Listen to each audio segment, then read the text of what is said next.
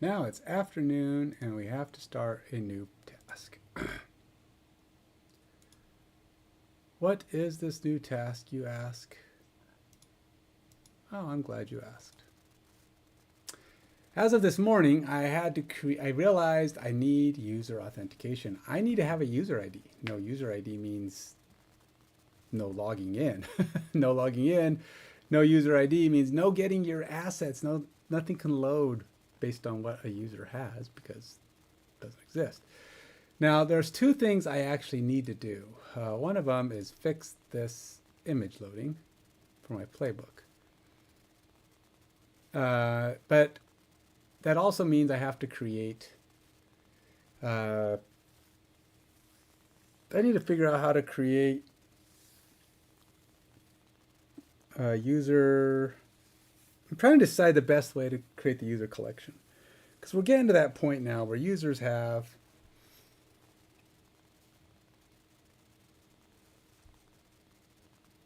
assets, right?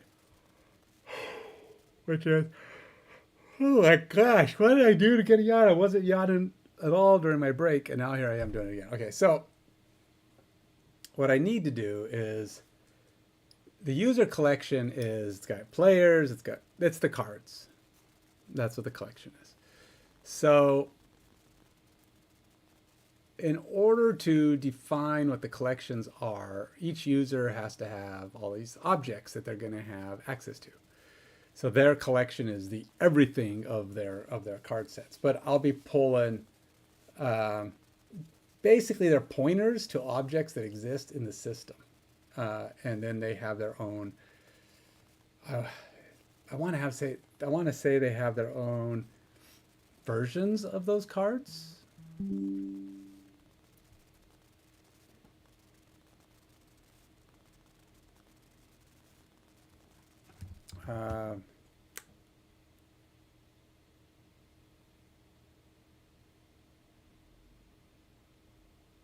Hold on, I got to reply here.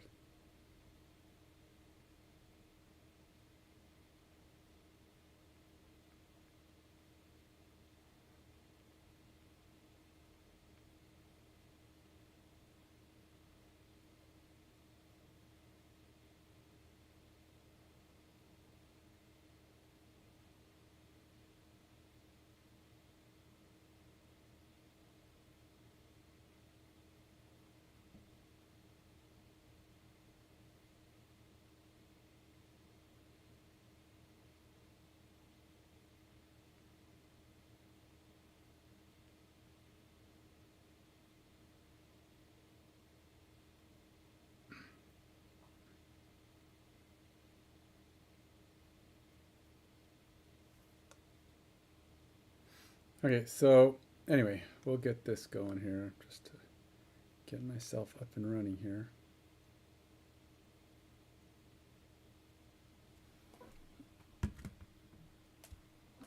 All right. I got a lot of things to do still. I'm still knocking things out. And slowly but surely I get things knocked out. I do need the authentication in Unity. I do need to finish these images. And I do need to figure out a way to create collections in the database. And I don't have a collection in the database right now. So I've got these objects that I've created, the user cards, user players, user plays, playbooks, but I don't actually have those in the database. So what's happening is, although I'm creating so if I go to my Mongo database here, let's see if I can get to myself, get to here. So if I go to Mongo database, and then I go to here, FPFM. So we got game plans. Game plans can be user. We got playbooks, which I guess those are user. But they're not part of their collections, right? So that's not what the user collects. Players are just, they're not imported yet. That's why there's none in there. But these are system objects. Same goes with plays. Plays are system objects. They don't actually, they exist in the system, but they don't have any real user connection to them. And eventually we're going to have more of that. But now teams are user objects, but they're they're not really system objects, because the user creates this team, and then the team gets to play in the system, in the leagues and the other parts that are going on in the game. But you need to get your players on there and all that kind of stuff. So what I need to create is a user collection. And that collection can have all the cards. So it's actually probably quite possibly one of the biggest things. Now, there's a little bit, I'm trying to decide how plays are going to be used for a user. Because right now, I was thinking, well, I create copies of all the plays, but I'm thinking that's not necessarily a good plan. I think there's certain data that is user specific that goes to those plays. And I think what I may have to do is adjust how I'm planning this. So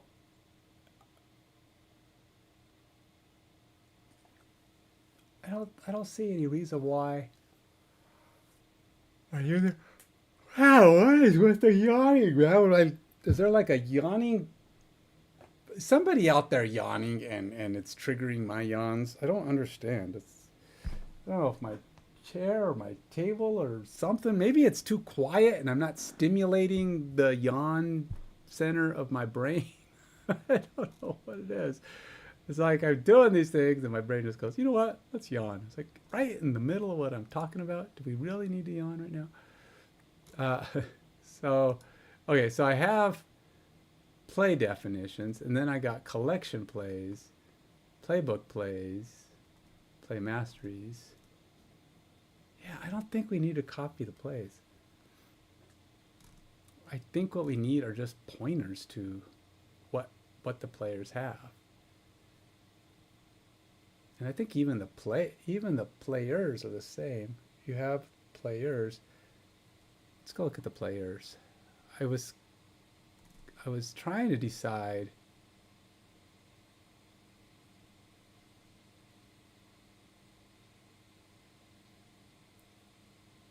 because some things build up based on the league they're in. So whereas they gain their stuff. So you could have the same item in multiple teams on multiple leagues, but they get their some stuff is collection based, some stuff is like league based. So some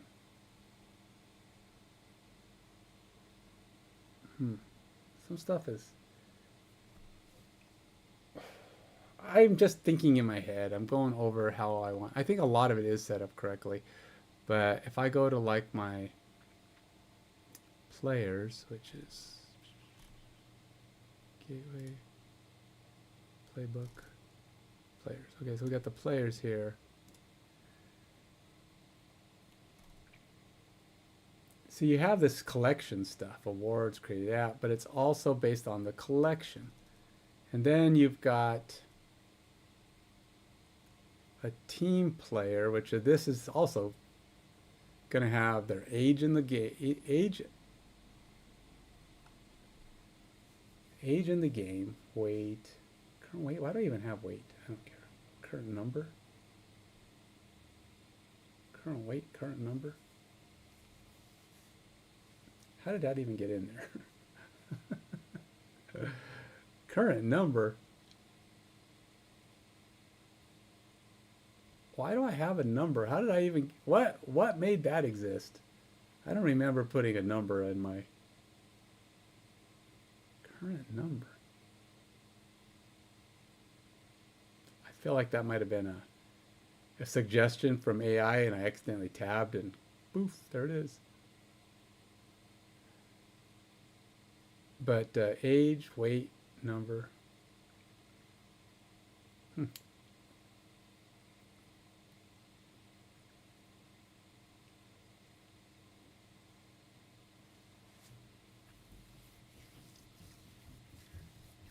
don't even know if I need weight. Age is a thing. I don't know why I put weight in there either.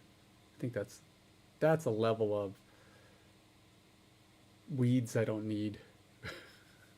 So we got league ID, the league ID, player skills, modifiers, stats. See, because we got to keep track of that particular player's stats because he's league based. Player skills, skill modifier, stats ID, earned XP, team death position, injured status. So that's all stuff that is in fact team player unique. Current age, wait, current number. I don't even know why. But I think we're okay. And it's still just a pointer to the actual player. In this case, though, the player itself is like, if I have an image of the player, any kind of like thing like that, it's going to be the same across the board. So that would go here, player image. If I even have.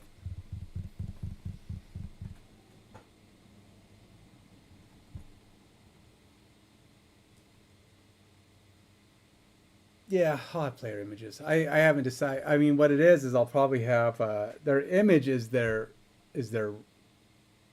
race, but race. I want to say race. Their species, their mascot. But I might have like tweaks and stuff that each one gets randomly to kind of change them up. Maybe get some color variations per player. You know, something that tweaks them a little bit. Maybe some meshes that are, I don't know, speckles, shades, things that make them look just a little different from their neighbors. And hopefully you can apply those across the board. I'm just trying to think the visuals, how that stuff's going to work when I get to it. A lot of that stuff's going to come later when I start actually doing deep dive graphics. Right now I'm just doing basic stuff to get things working, but which means adding things and doing that. But right now, functionally speaking, I need a collection. So we need a collection table, which is to say how we're going to map items to a user. And I am trying to decide if that's another service. Because it's got to have all the different parts. Or if it's just like I have here, collection players. And you go to that, you go to collection players. But where do they get this from? And it has different stats for each item. So maybe I do need to have different tables for each collection object. Because certain things collect stats different. Players will collect stuff, cards will collect stuff. We have team players collect stuff versus collection players.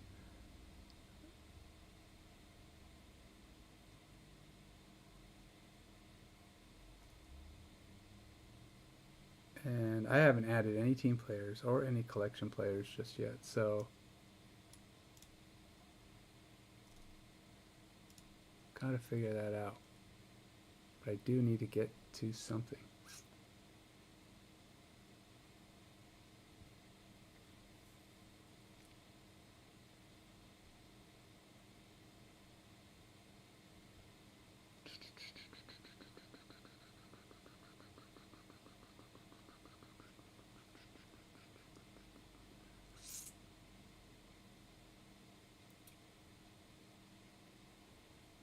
Well, so if I go user,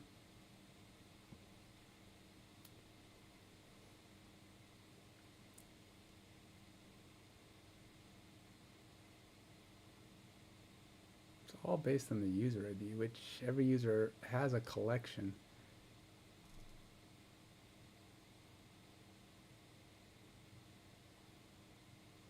I wonder if I should like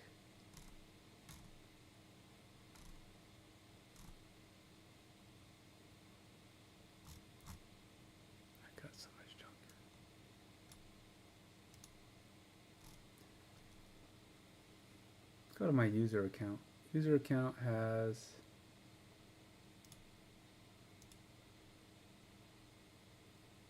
user.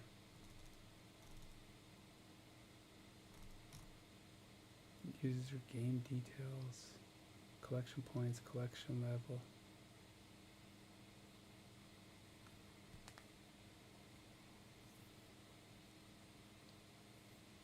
I wonder if I should just have a user collection. And then that collection will be a link to all the things that they can collect.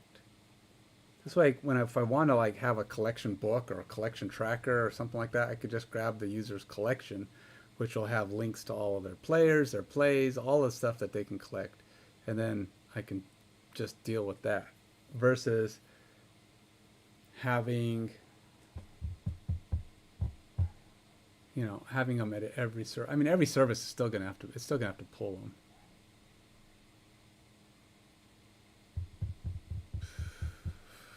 All right, I'm kind of struggling with this in my head. Just the best way to lay this out. So I am creating a game. I'm just trying to get a different perspective, and AI seems to have a perspective, so we'll try it. Creating a game where I have system, play, players, playbooks,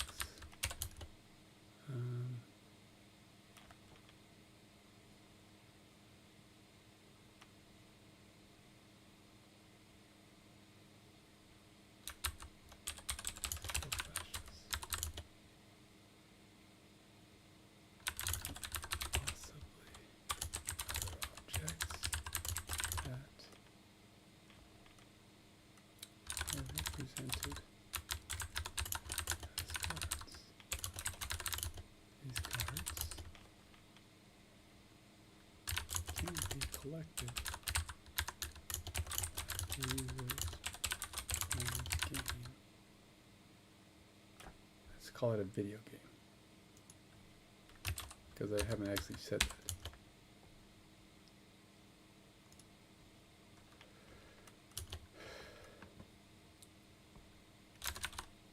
Each service handles plays, players,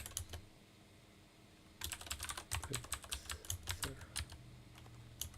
is separate and has references to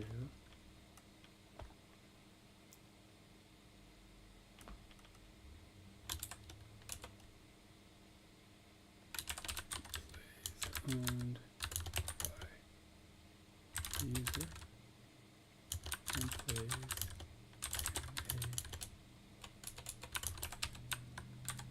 in a player's playbook.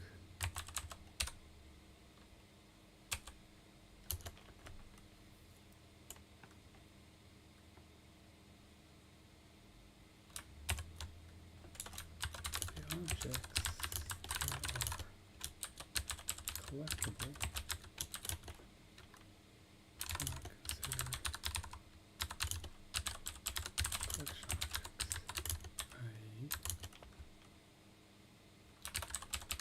collection plays, collection players, collection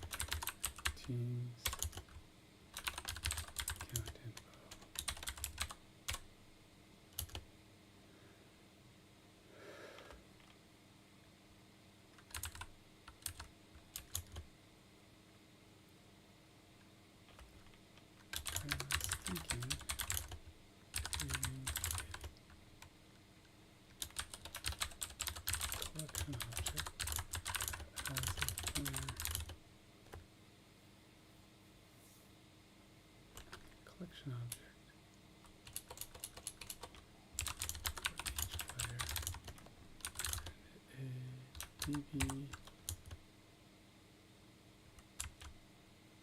Oh, that doesn't work. Now maybe. Well, collection object for each player, or at least a collection ID.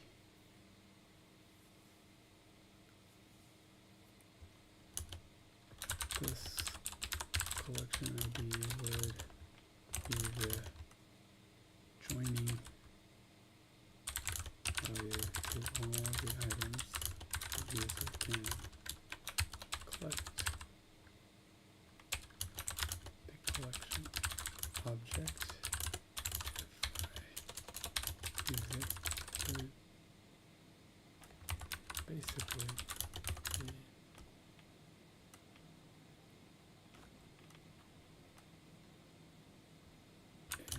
set of pointers to the objects collected.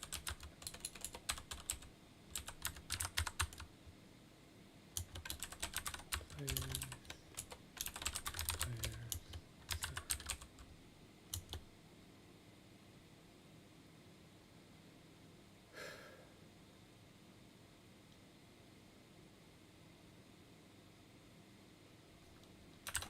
this way, if I am displaying players collection any item, I can just grab the collection object and reference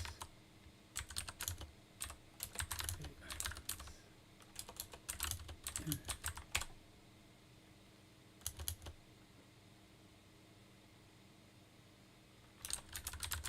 Format with the collection object would have me going to each service, pulling the user's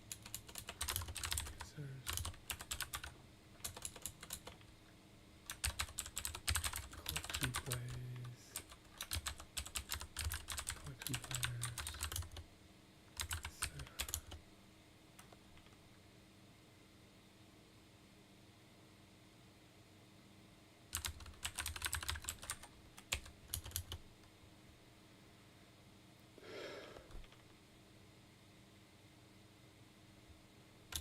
Not sure the best approach here. What is common?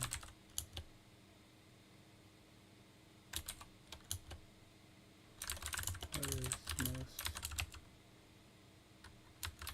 efficient code? Complexity.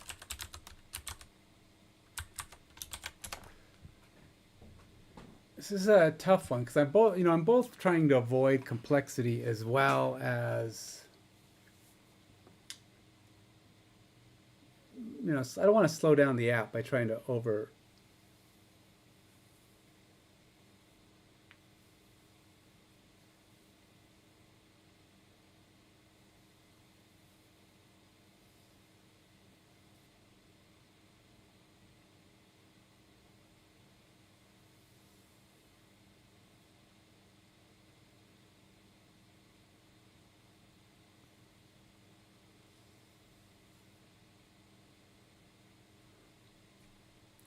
Current distributed ownership. Each service owns its own collection X objects used to query each collection individually. Pros: keep services fully isolated, classic microservices, easy to horizontally scale by domain. Cons: front-end, back-end orchestration becomes chatty. API, GFC calls. No unified view of user collection. Harder to support sorting and filtering, grouping across types. That's true, but I don't know how often I would sort that way. But yeah, let's move on. Okay.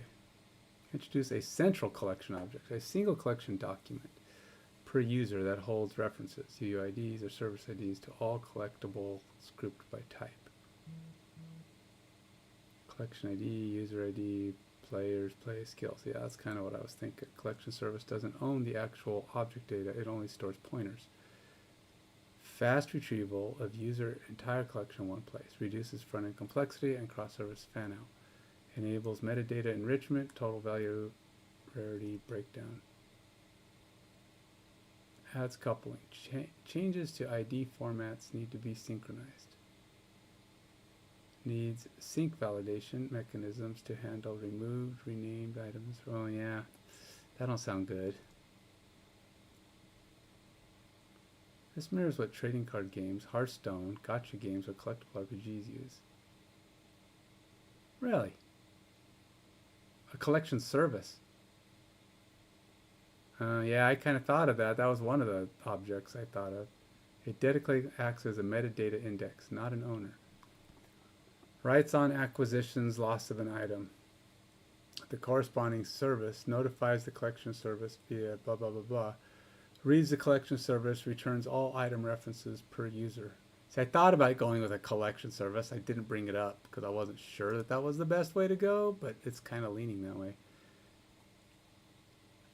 Reads the collection service, returns all item references per user, which the API gateway can fan out to fetch full details per cache where needed. If you want an even leaner collection object, since you're working with Go Microservices, MongoDB, and gRPC Gateway, create a collection microservice. Only stores IDs and types, not the full object. Supports the flexible queries, all items. Event-driven sync, optional but scalable. When a user unlocks a card, that domain service publishes an event. User required play, user required skill. The collection service subscribes and updates collections, ensures loose coupling, avoids direct synchronous updates. Guess we're going with collection service. That will be my next service. That'll be service number 11.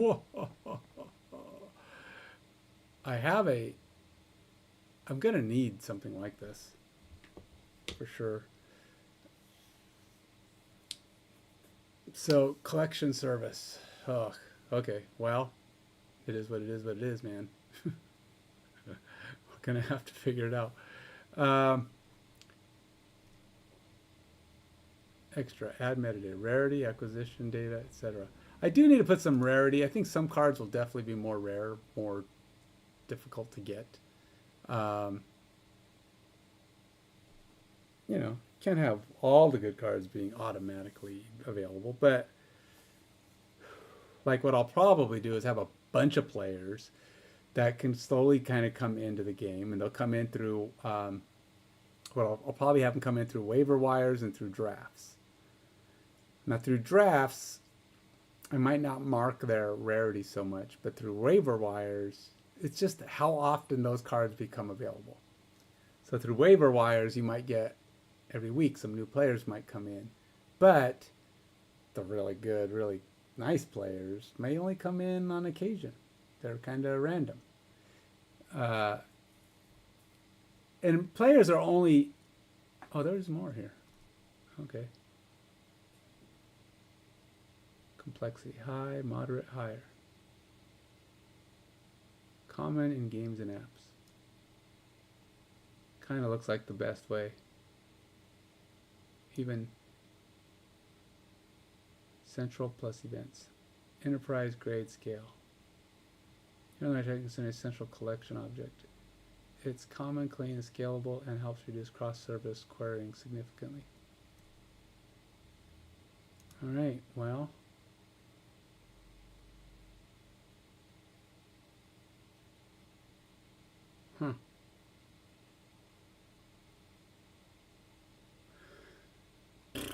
Do I do that now? What does my 138 say? I've got 3.5 hours. I mean, it's really just do, right? Do, get going. I need some sound. I need some sound. I need some sound. I need something going on in my head.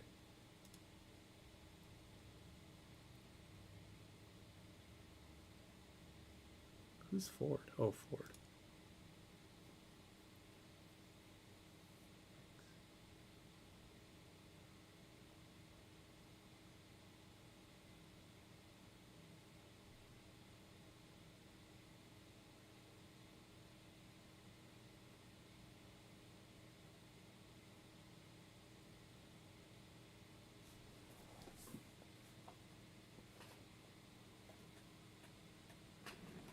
I am thirsty and I am hungry.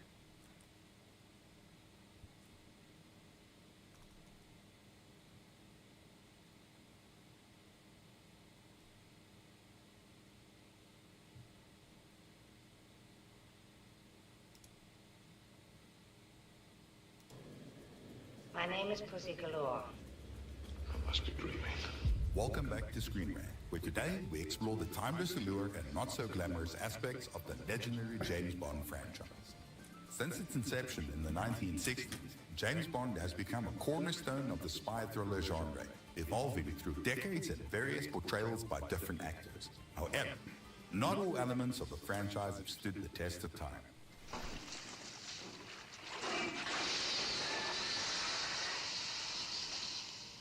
Shocking.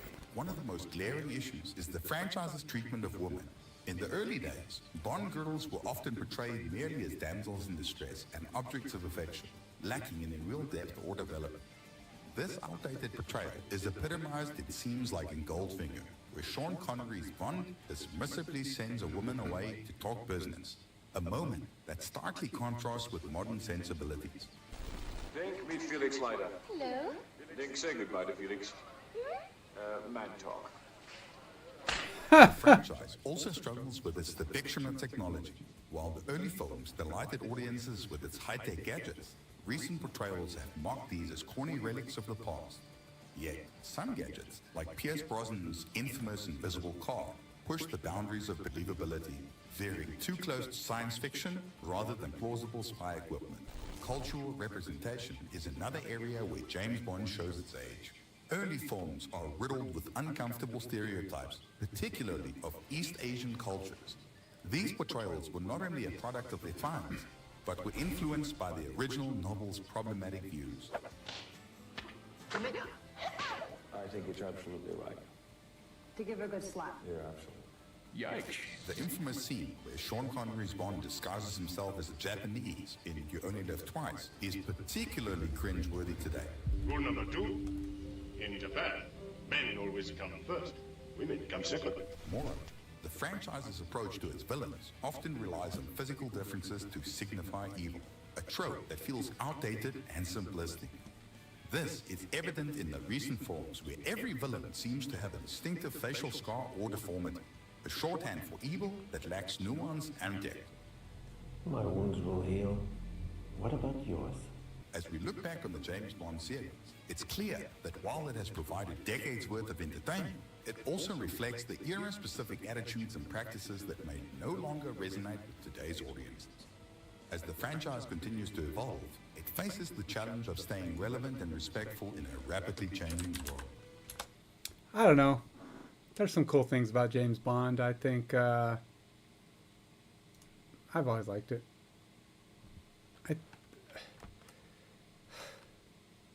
As far as culturally relevant, how I definitely think they could upgrade how they treat women, but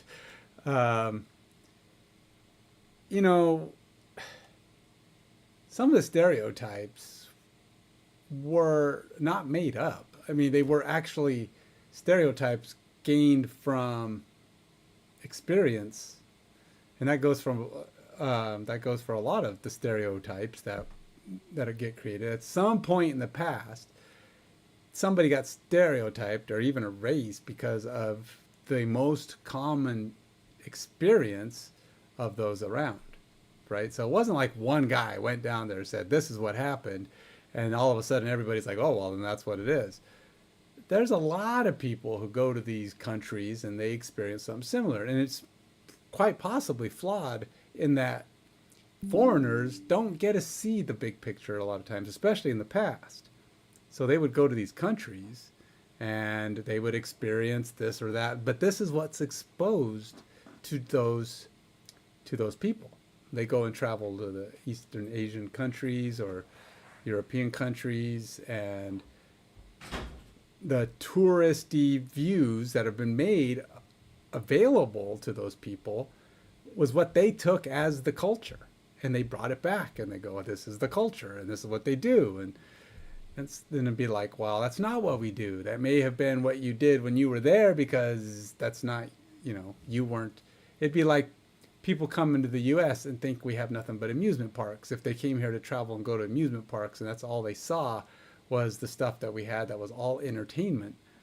If all they saw was the rich and glittery, Las Vegas or something like that, and that's their perception. If the only place they ever went in the United States was Vegas, then they're going to go back home going, oh yeah, man, the U.S. has got all these massive wild buildings with so much entertainment stuff going on. That's a little city in the middle of Nevada, but they're going to have this perception in their head, and then they're going to go and write books and do whatever, and they're going to, if they don't really bother to broaden their horizons. Now, nowadays in modern times, it's a little tougher to get rid of the stereotypes because they already existed, but we now have the ability to take a more educated view of these other countries and these other peoples, and learn a little bit more of what they really are, what they really do. And yeah, there's some laziness going on in writing or even in how things are perceived. But it's not like people just made up and just said one day this is how we're going to. At one point somebody just got together and said, okay, this is going to be the Chinese, this is going to be the Africans, this is going to be the Europeans, this is just what we're going to do. No, this stuff all existed, and somebody somewhere, it happened enough times where two people who went and visited there, or 3 people or 100 people would talk, and they're like, yeah, I saw the same thing. That becomes the stereotype. But again, it's a matter of, what builds up over time. And then eventually those people who have nothing to do with that are going, why are you stereotyping us? That's not true. And it's like, well, that's all I know. And yeah, they can be, it's lazy not to try to find out more. They might even say it's just one part of our culture. It's like, well, maybe that's the part of the culture that we're focusing on here. If one piece of the culture does something and then they put that in a movie, it's not stereotypes. It's just the movie has that part of their culture in it. It's not a stereotype because it's real. It's not a fake made up thing. It's just, maybe it's only 10% of the entire population or 5% of the entire population, but it is a part of the population that is being focused on. It's not like they're saying everybody there is this. They're saying the people in this part of our movie or story or action are this because this is what we put in there. There's a difference between stereotyping things and making it seem like it's everybody and something that is actually a true to life thing and it not being, it's not really a stereotype. It's just a smaller proportion than it's made to believe.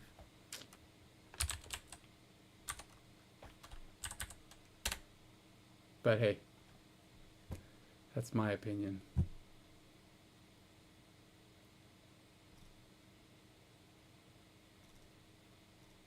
What is this one? Creators and Streamers, April edition.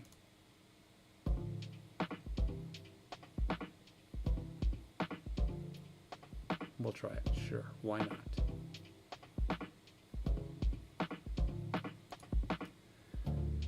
Somebody's got their synthesizer going.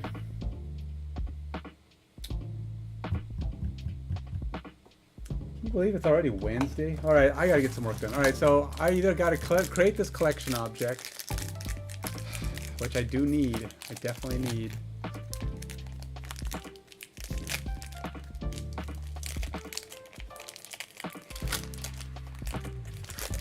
I'm a little deer in the headlights right now. I've got too many things.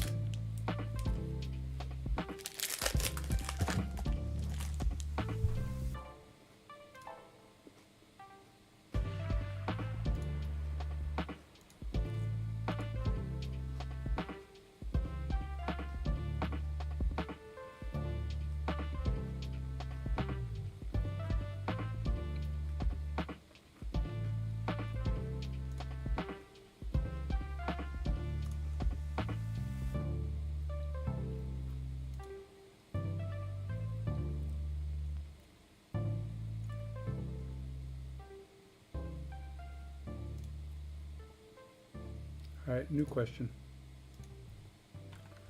So I need to copy the React screen from FPFM web for login and user account. In the FPFM web, that is a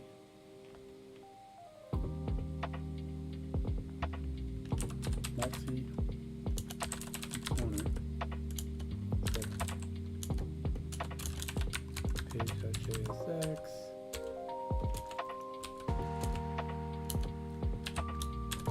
login user account.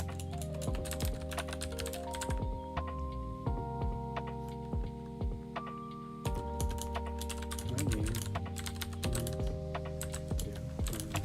first startup.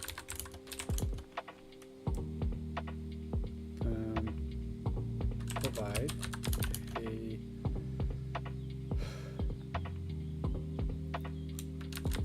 welcome screen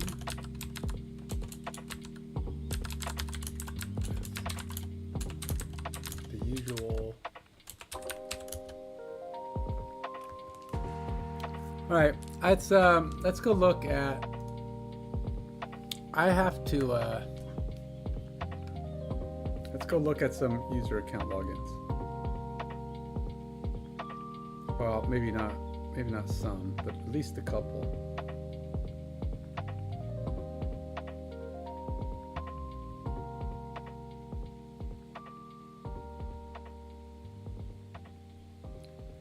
Let's see if I can open this up.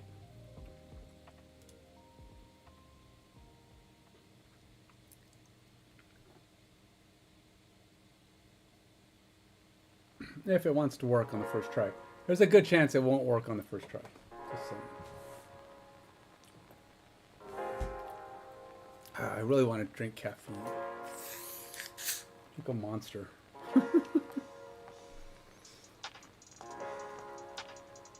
These next 2 to 3 hours, I need to be focused.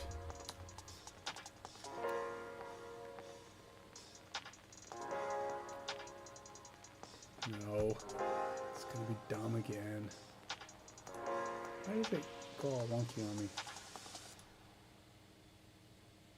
Where's my phone?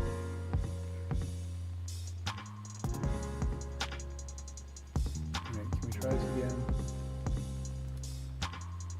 There it goes. Alright. So let's see like other games have logins. Most of them have something similar to this. Okay, see, I got a bunch. In fact, I just downloaded another one because I probably had this before. Some games were so bad, I immediately took them out. Just thought, this is terrible. And then I go, so I got this one.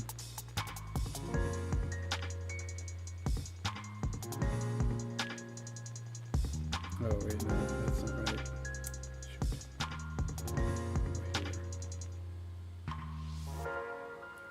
Okay. Spells, wonders, Adobe.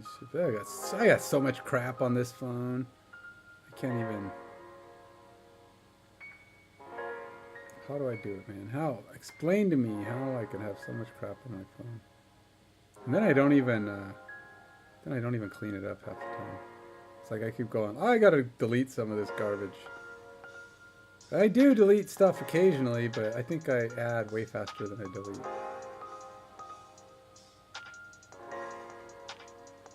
But there was a new game. I don't even know. And the reason I'm looking for it instead of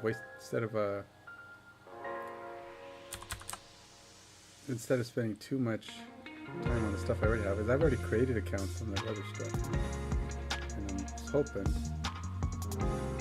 Thing is, I don't even know if I remember the name. So that could be a problem. I thought maybe I just recognized it.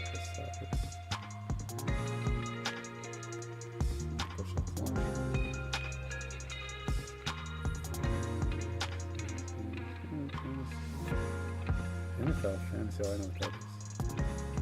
That's actually fantasy football from ESPN. It's not the same.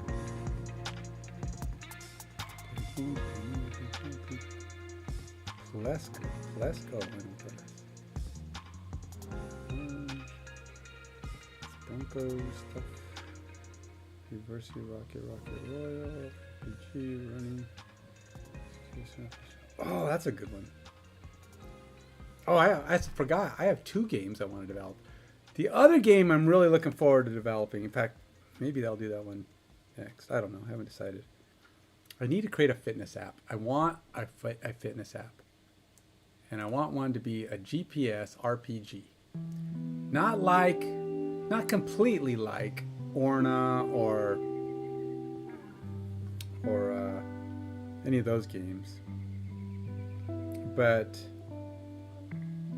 you know, like you've got Pokemon and there's a lot of, there's a number of GPS games out there, but they aren't designed for fitness. They're designed to get you out of the house, maybe go walk or whatever. But what I want to do is I have this thought in my head of a fitness app that you have to go out, and it's going to have speed controls, so you can't play in a car, or you could, but you'd have to be going like 3 miles an hour, so I guess. But I'm thinking like a 10 mile an hour or something like that, really low, or 15 tops. I don't even think it'd be all that safe to play on a bike, but you could easily play it while jogging or something like that.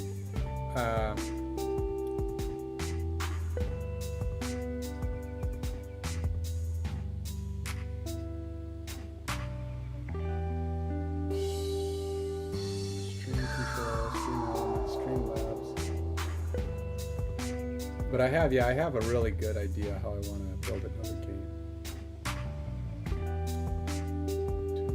I can't find it. I know it was on here somewhere, but of course, it's like I just installed it today. But of course, it's not to be found. Okay, so do I have apps?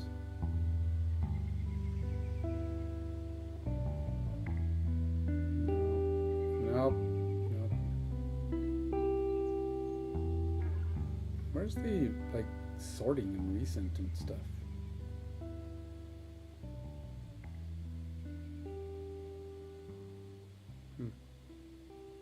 The program college football. Okay, let's go here. I'll install this one. I don't know if I think I've seen. I don't know how big this is. Too many freaking games.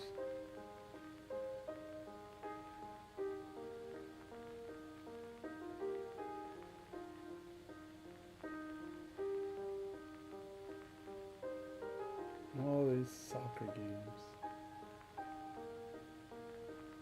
Football Star. How come I've never seen that one?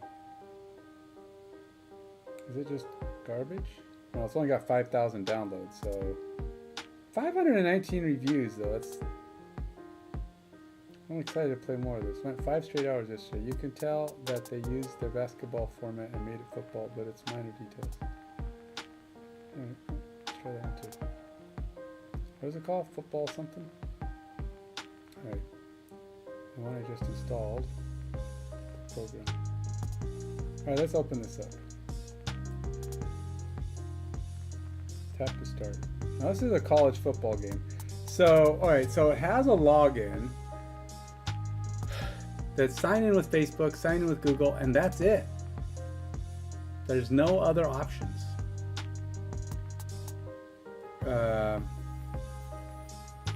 You come to a home page, tap to start, sign in with Facebook, sign in with Google.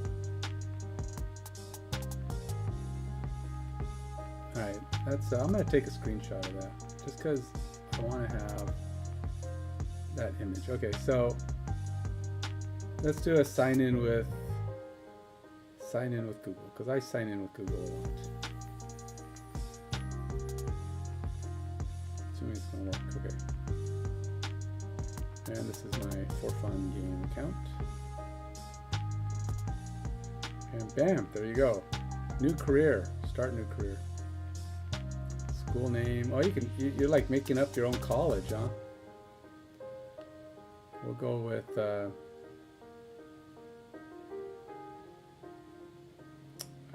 go with AM Gamer. I'm not gonna play this. I'm just setting it up. I want to see what some of this stuff is. Enter school name. We'll call it Game Dev University. University? Do I know how to spell university? Mascot. Well, it's a what is it? Mascot. Fighting brains. That'd be GDU. GDU, of course. Next, logo and colors. Well, they give you a lot of setup stuff. It's kind of interesting. I don't know if... Oh, look at that. They got the classic... They're just using a lot of logos from... Is there a buffalo? Oh, well, this is it. Let's go with the dragon. Oh. I don't even know. What is that thing? Are those weights? A roll of money?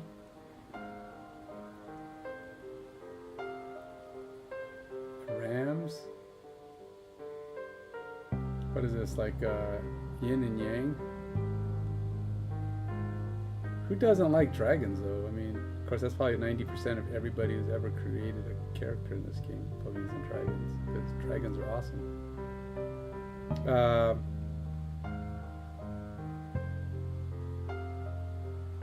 Alright, we'll go... What is this dude? That guy don't look like... Lumberjacks. Ice lumberjack. Airplanes. Let's go with Game Dev U. Game Dev U will be... how about these red dice? Those are kind of cool. Alright. Lakeside campus. Oh wow, I'm picking a campus. They're actually picking autumn. Wow. So they just have images of random campuses, but it's kind of interesting.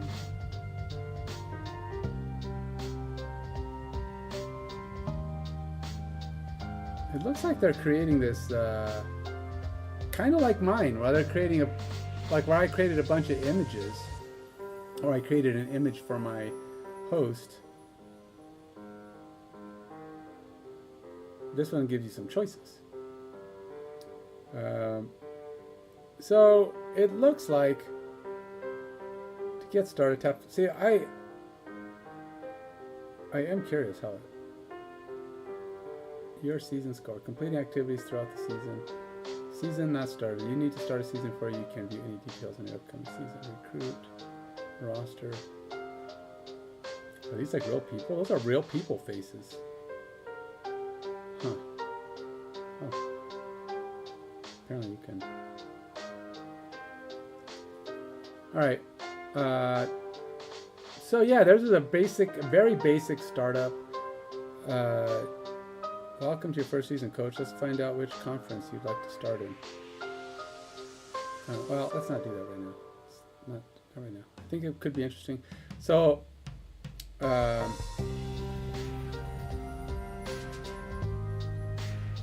let's go to, and then I downloaded another, let's see, what is this one called? The program. All right, so let's go to my football here. We're gonna go apps, and I created one that was football. I'm kind of sad. I mentioned earlier, Big Win Football died. The company went out of business. They closed doors. Footy Super 2. I don't know what that is, but I think that's probably something football. I don't know what that is. Maybe that's the one I installed earlier. Football. And then the program.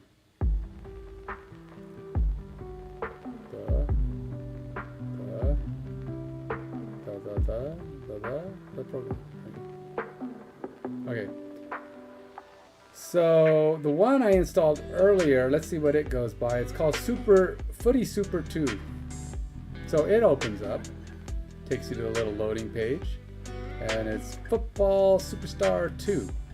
That'd be Footy Super or something. So when you first start this one up, there really isn't anything. You don't create an account, nothing. What is this? New game values, money.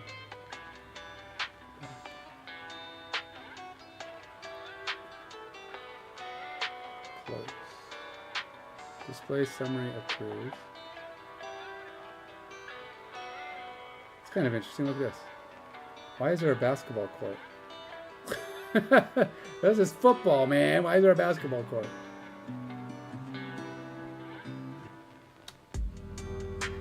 Training stars, reputation, level 1v1, happiness. Happiness, training stars, money. Alright, so if I go new game.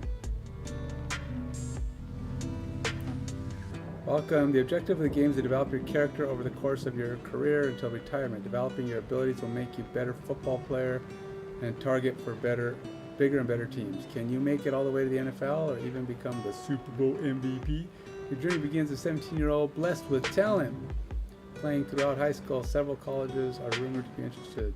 First, let's create your character. You know what? I feel like I may have tried this one already. So this one is all... Okay, so this one doesn't bother to make you create an account or log in. Which means, to me, it does not have online play or anything.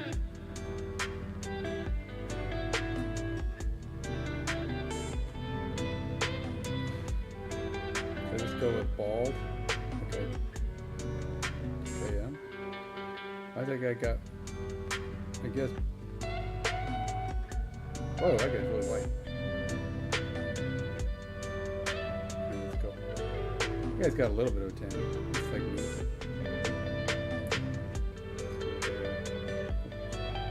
I didn't know that. Oh, that was just randomization. That was all that was. So we got eyebrows. Yeah, that's good enough. Eyes. Can't even tell what color that is. It's too small. There's a...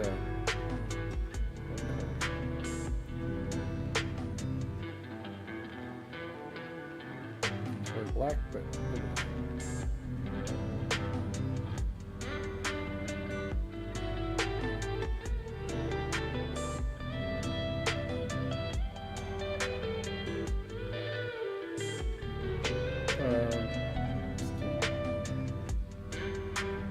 I'm not that dark, but there's not really another level of dark. Yeah, I guess a little bit. I mean, kind of, sort of, in a way. All right, first name.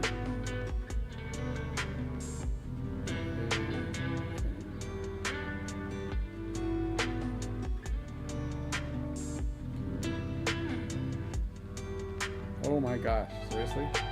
They actually have that?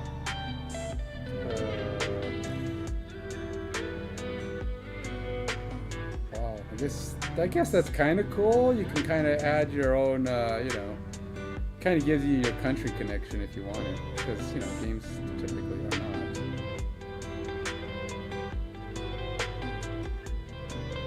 Well, I was a CB. I was a CB. Favorite team. Well, what does that got to do with anything? Broncos, of course. Does that say the Denver Broncos? Is that like how that works? They renamed everybody's name? Detroit Lions, Houston Texans, Kansas City Chiefs, Chicago Bears. I know they don't want to use official names, but that's silly. Oh, what about college? So, Colorado State Rams, Colorado Buffaloes.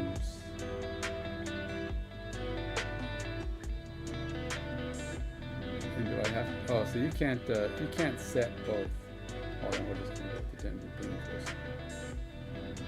Denver Brincos. Starting abilities. What are my starting abilities? I don't know. Pick 5 abilities that you feel suit your player. Wow. He's got to be agility. He's got good acceleration. He's got good agility.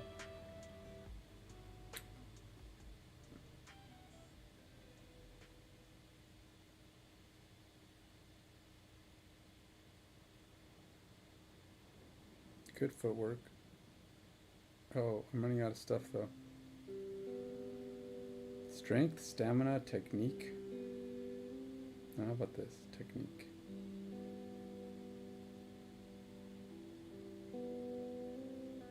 Footwork, decision making, creativity, consistency, ball handling. How comfortable?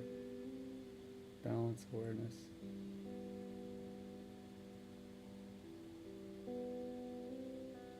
Is that it? Is that 5? Oh, I got one more.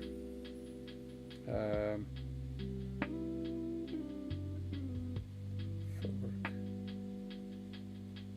Pace. Your raw pace once up to speed. Stamina.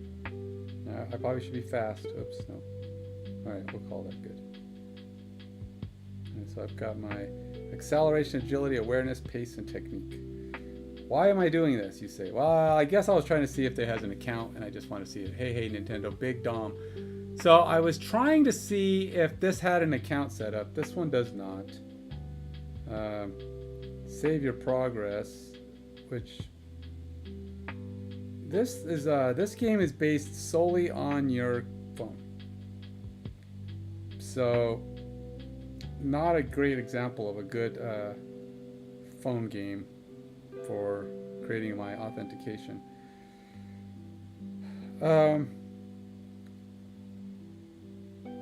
Most games, it seems like the first thing you're in, some of them just connect you straight with Google, which I gotta figure out how to link accounts and stuff. That's a whole nother sprint.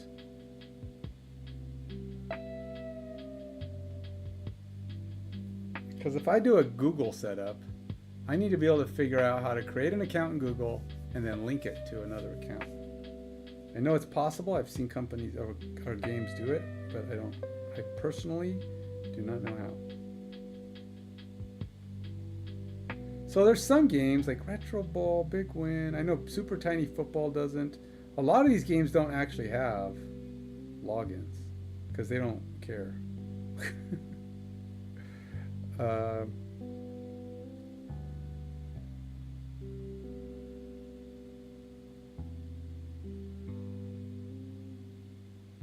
This one. Oh yeah, this one's American Football Champs is made with Unity, but this one doesn't have an account either. This one is super paywallsy. Just letting you know though. If you ever want to try this one, just know it's super paywallsy. It's like the whole game. I was one I almost deleted because it's like everything you do is paywalled. Okay, so I've got to start connecting my accounts, but I'm trying to wonder if I want to set up a Google login. But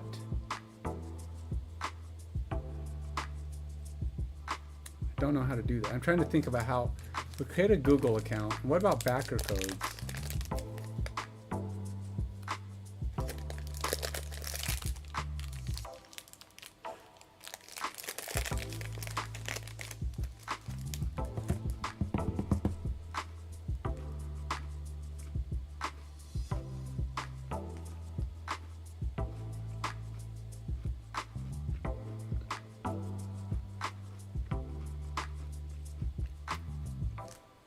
It may well be time for me to bite the bullet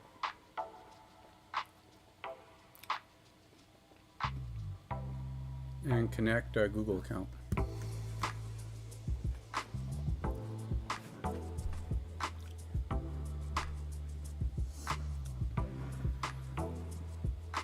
That is multi-component setup. Page, login, user account. My name first startup. Provide a welcome screen with the usual.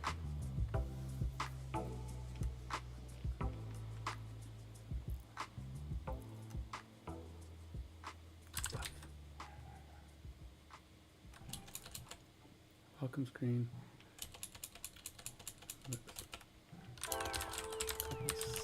Simple.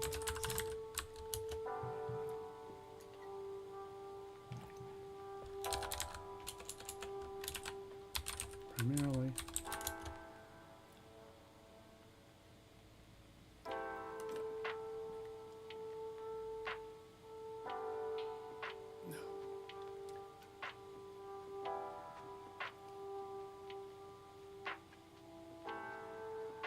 No, I'm not changing my login. I already have authentication. I'm just going to use this. I've already created all the authentication stuff. I just want to. I'm thinking I might want to set it up. I can continue to use what I'm already doing, but I've noticed that a lot of games don't really use their own logins. And although I'm going to have it for like my browser stuff and maybe even the other like Watcher Realms. Like if I go to Watcher Realms here, let's look at this other game. Do I not have it up anymore? Let's open this back up. Alright, so if I go here, and then this is a game, I haven't played it a lot lately, but I do like the way they did it, so it's a good sampler game. But no, the only reason I'm talking about doing Google is because a lot of games do Google. But I have to log out of this one so that I can see what it says to start it up. Because one thing is, you'll note that when you log in, if you've logged in ever before, you never have to log in again on most games. Unless, of course, you do something like move to another phone or to another device of some kind.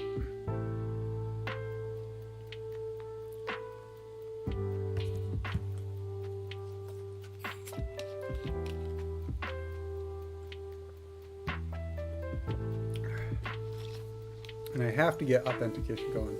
It might be, I was just thinking maybe the Google stuff isn't that hard, but I could be wrong. Because I got to do the back end pieces, and maybe I need to get that working on the front end before I worry about doing it on the back end.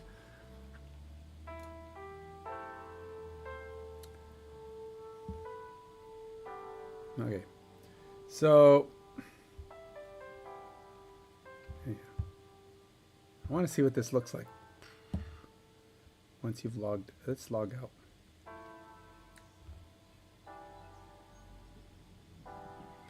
See, they have your linking ability here.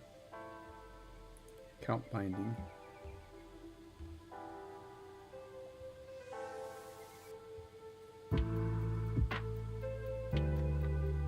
Security code.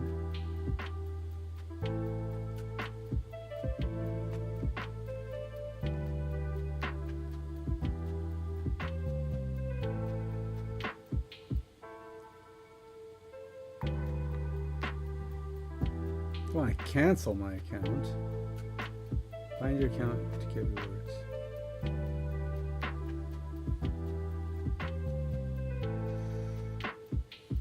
Switch account, create account. All right, how about switch account?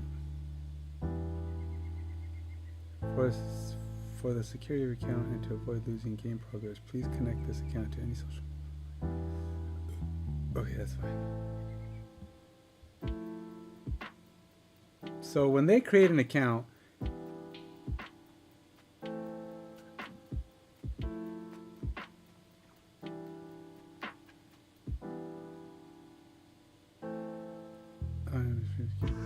note that the current game data may not be retrieved if it has never connected to any social account. Please think twice before you proceed.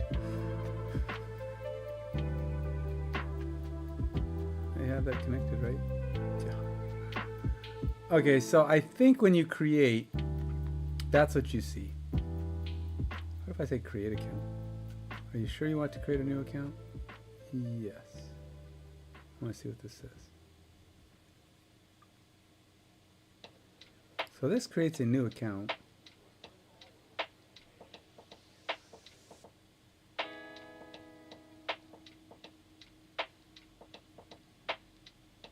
It will be used to sync your progress and achievements across devices in some of your favorite games.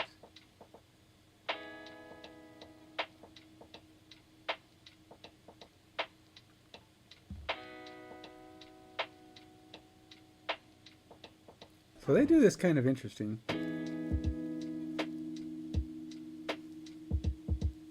They show this, and then they have you sign up. So you're basically signing up through Google or whatever the heck.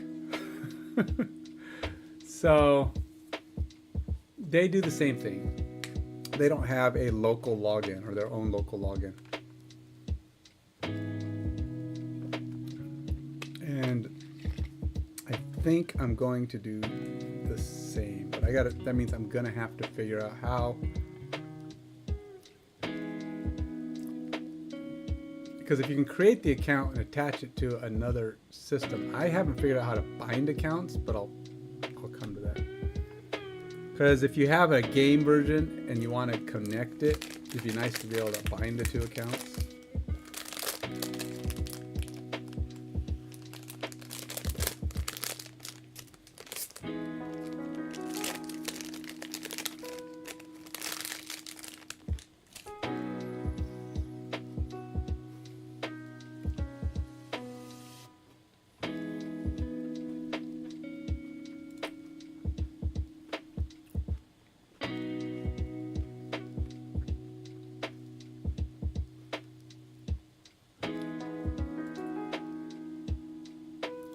My game needs to a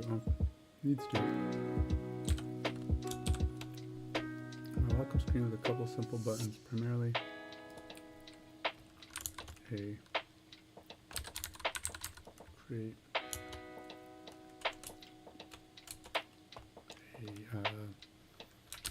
create account page / login.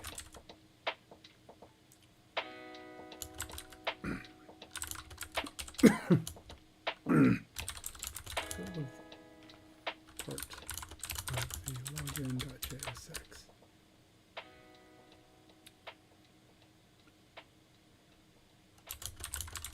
Should first take you to register page.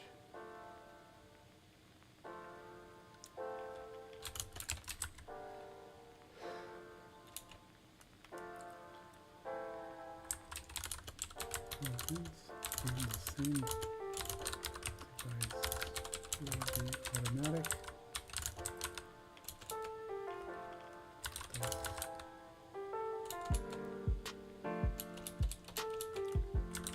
Clicking.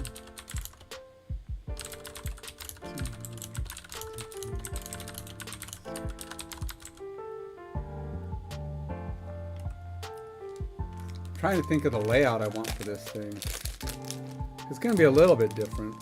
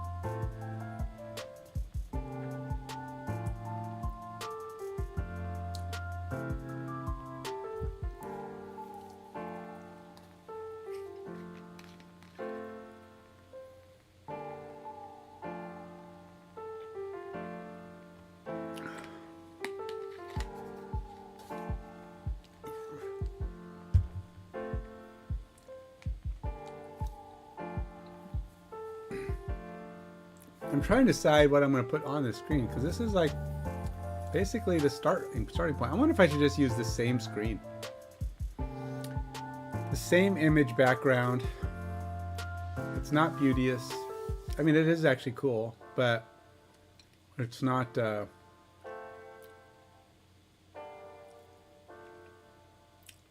probably not going to work for me in long term, because I don't think it's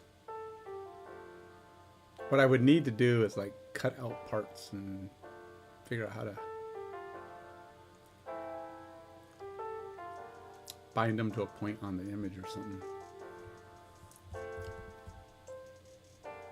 Because everything...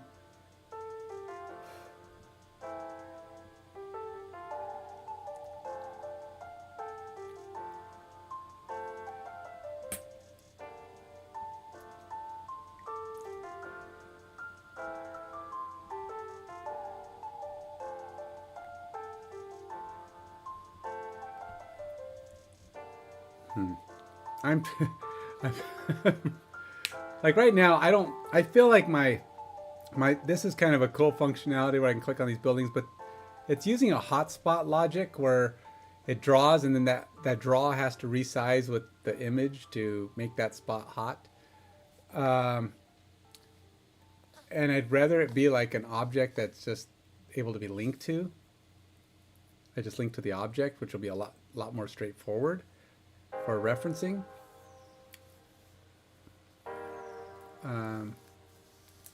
And also probably be simpler code because you just say click on this object. While that also means that my object still has to resize and kind of stay in the same spot, but at least I know that it's always going to work. My hotspot can't get out of sync with my image because it's right there. It is what it is. The object is the item. So even if it resizes a little weird or reshapes a little weird, it's actually always going to be the right object. You'll click it, it'll work because that's what it does. So it'll be cleaner.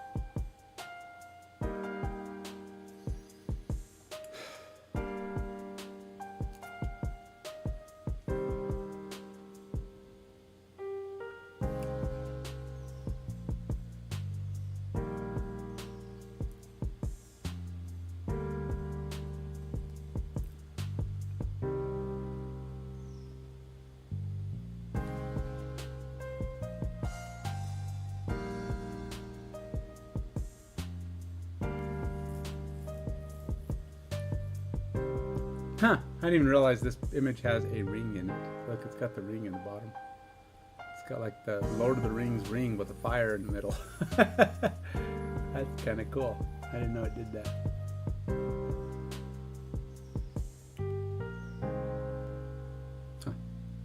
Huh. Alright, let's keep going. I'm just trying to think of what image I want to put down and how I'm going to get to this. But the first thing's got to be a welcome screen with a couple simple buttons, primarily a create account page, create account page, / register.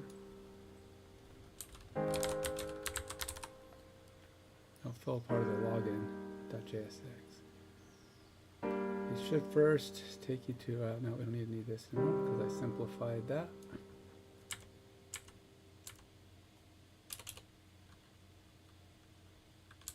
Each login on the same device will be automatically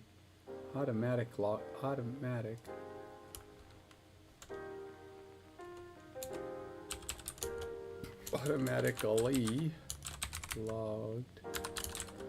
Good, thus clicking continue will take you to the main. Thus, create account will be replaced by continue. Clicking continue will take you to the main screen. Now you can navigate.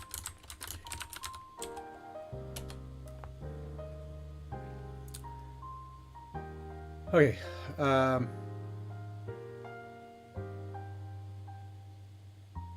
Whoa.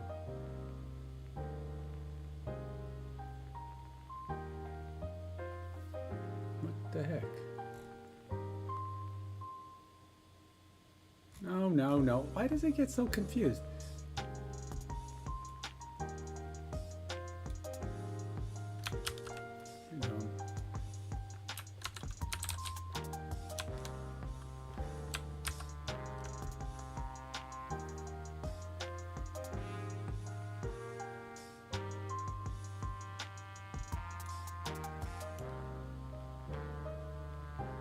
I need a copy of the Rising FPFM copy for the auto user account.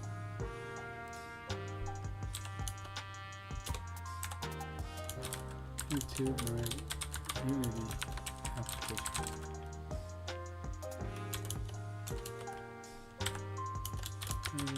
Need step by step.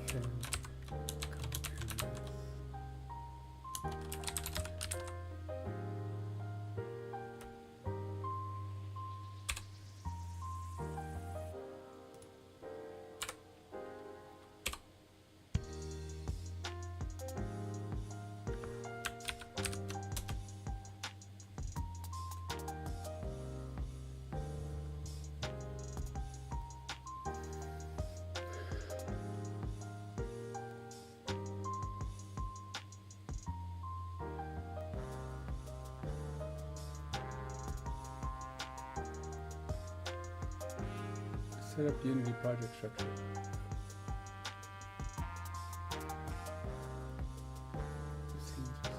Create model class.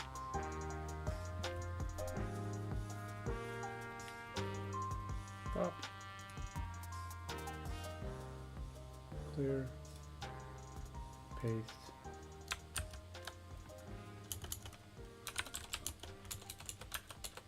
You must also consider existing Unity application, application, FPFM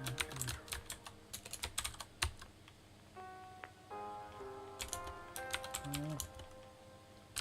Code and functionality must integrate.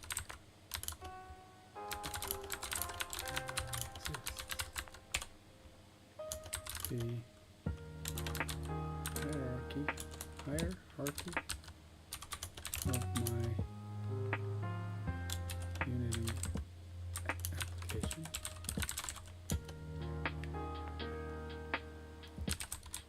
Currently has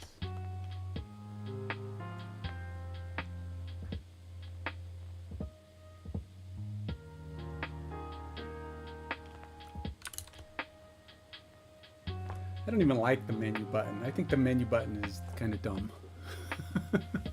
But it's the welcome screen. So, has a menu button. So we'll, for now, open the panel that will act as welcome screen.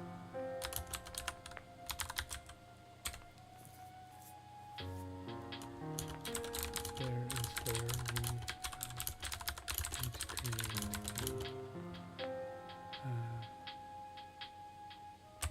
button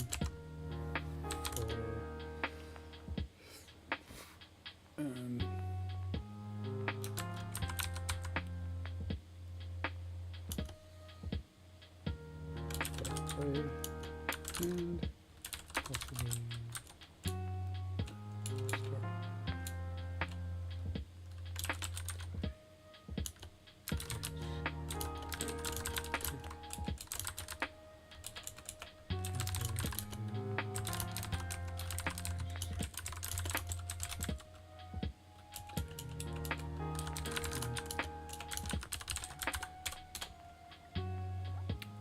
Try to be a little smarter, a little bit more detail, because it's still having trouble figuring out that I want to use my current existing code, because it's so bad at knowing that now. It's getting too big, it gets lost, it just doesn't know.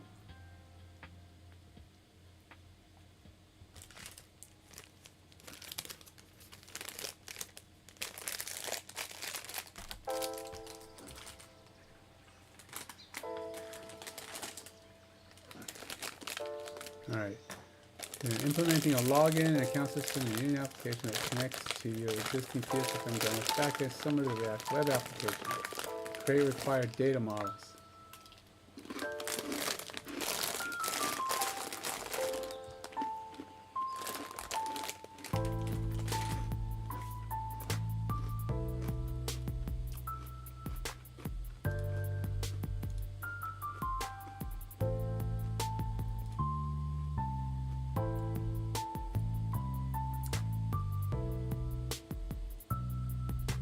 What just closed?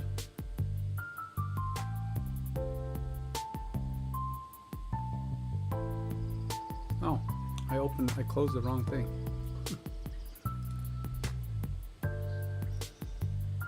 That's the one I want. Alright, so we gotta go to the models. And I'm gonna create a new one called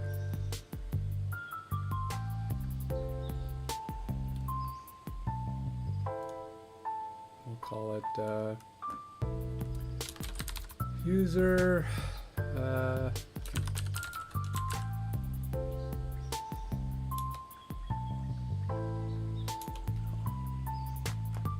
right. I'll add an extension .cs. So we'll copy this. Drop it in here. Oh, come on. Is this still cranking out code? Yep, it's still cranking out code. It's probably going to be a big one.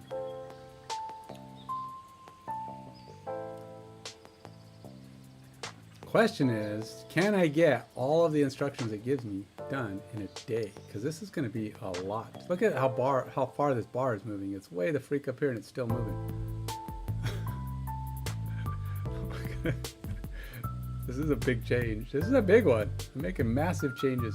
Well, not massive changes. Massive, we'll call it massive enhancements. Still going. It is just writing a book for me.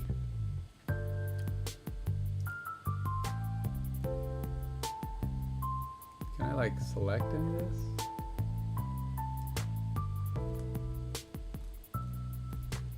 I wonder if I could select this.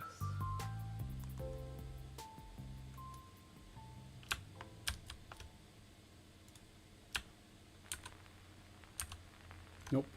What about this?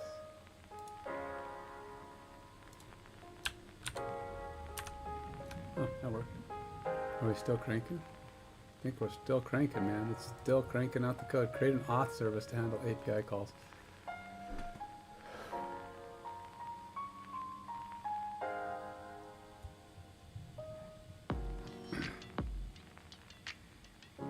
It's already kind of not doing what it's supposed to.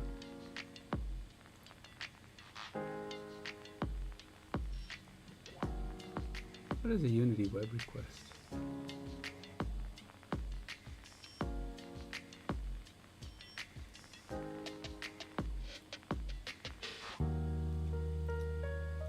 So it's creating this, which is going to be my user account data. Add new item. This will be user account.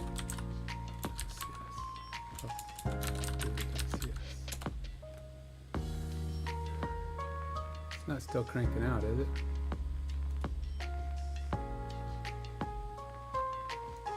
When it's done, I'm going to make it convert this to use my API handler, because right now it is not doing that.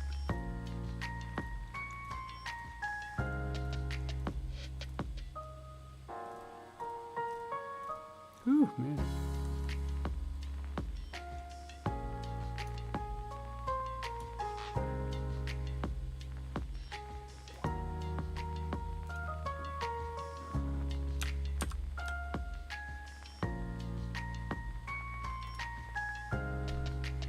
Not still cranking out, is it? Might actually be done. Create the welcome screen UI.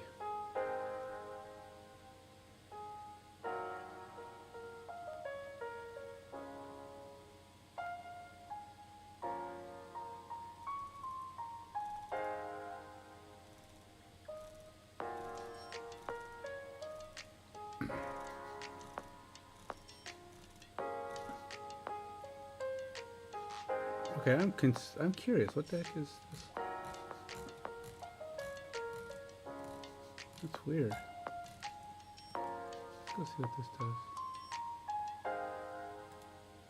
So we're gonna go to UI. We're gonna go. It's not playbook anymore.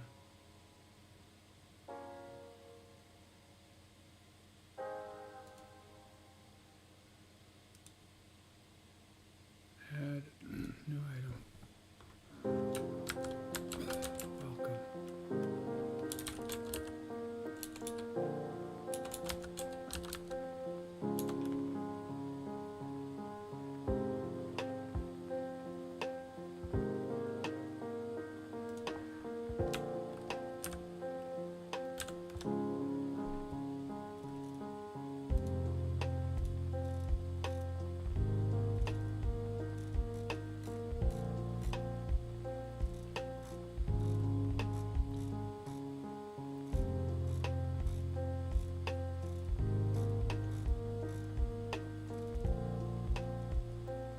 Great, the account management screen.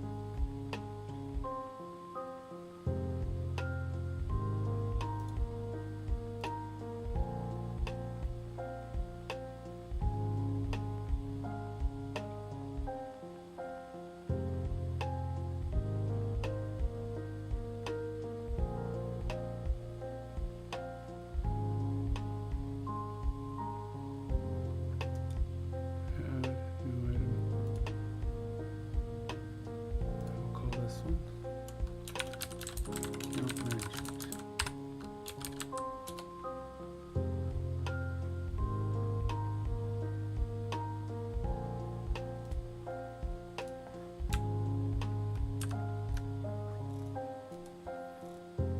It's weird, it's not giving me instructions on how to create stuff. It's just creating code.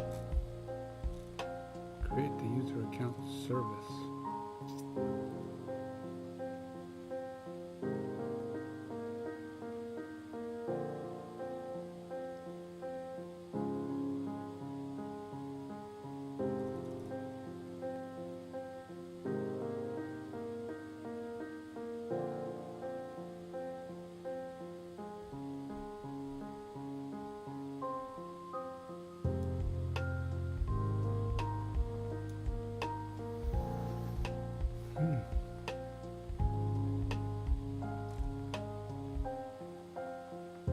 I'll just create this. I'll go over here. Add new item. User account.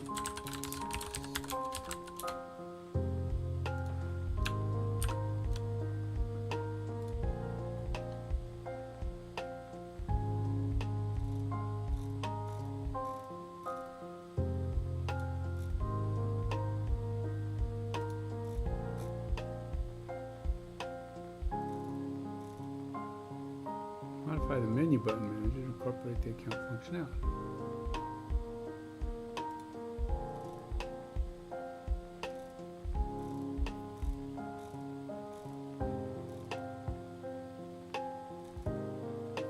Menu button manager is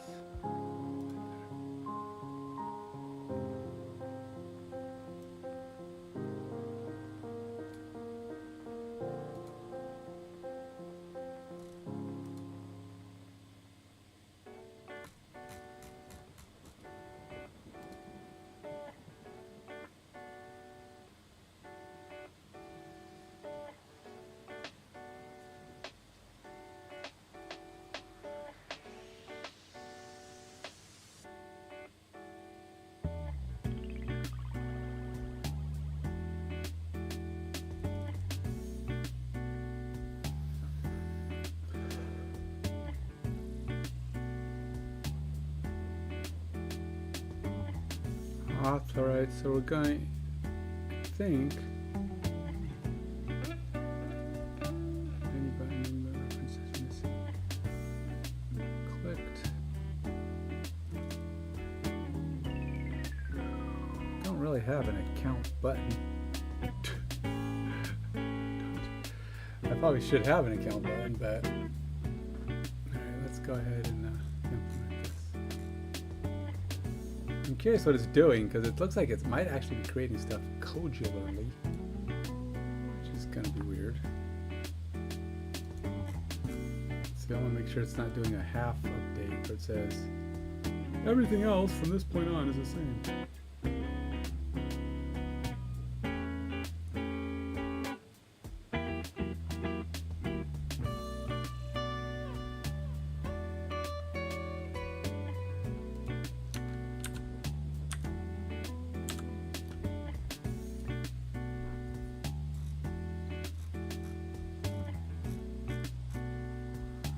Create the Druid helper class for book processing. Ah, yeah, I'm gonna need that. That's a util.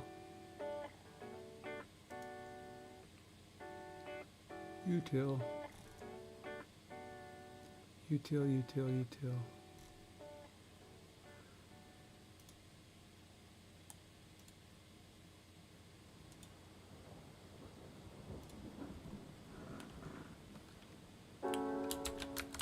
helper.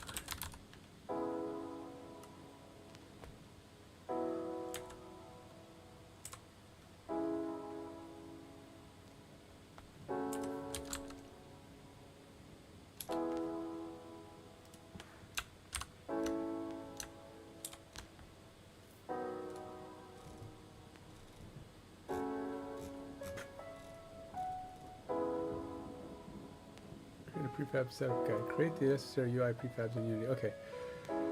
So we'll do this, but first, I need to tell it to restructure.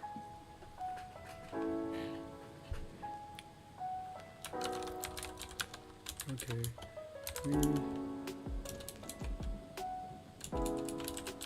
Please refactor the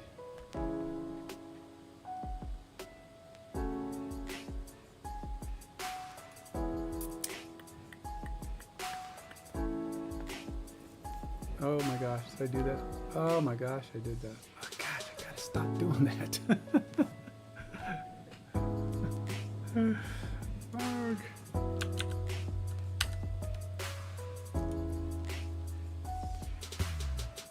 Delete. Where is it? Oh, I can't even delete it.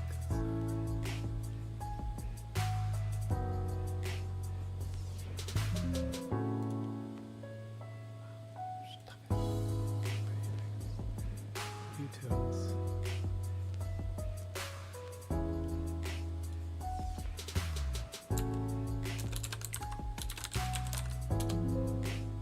Ah.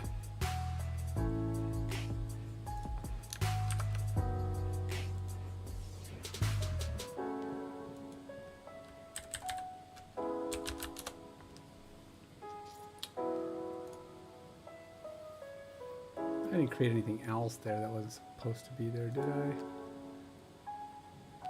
is that the only thing? I hope. Don't remember creating more.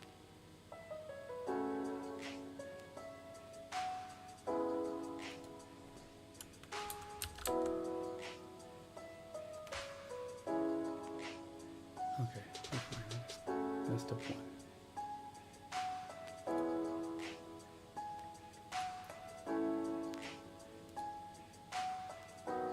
Okay. Please refactor the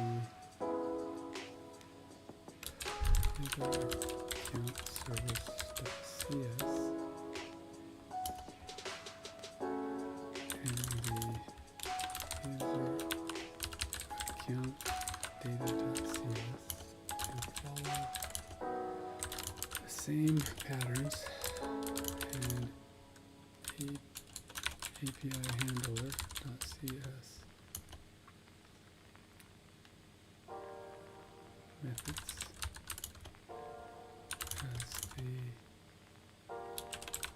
playbook service.cs and the playbook data.cs. So consistent handling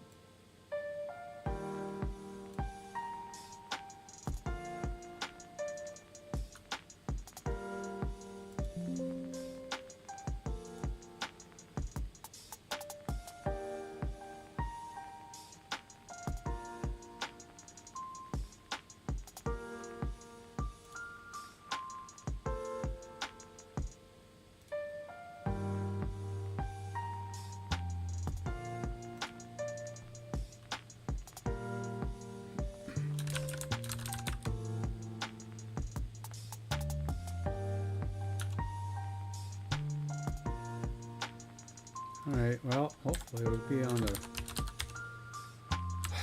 the next step is I gotta go create all the Unity objects. It just created the backend stuff. So with any luck, we'll be able to pin that in, get myself some basic startup stuff, and then maybe see if we can connect to the backend. I'm gonna use my local login just because I don't have the functionality yet for the Google login and Google syncing, Google's hooking up. So we'll do that next. I don't know. That might even be easier. Maybe the whole local login bit might have been, you know, overkill, but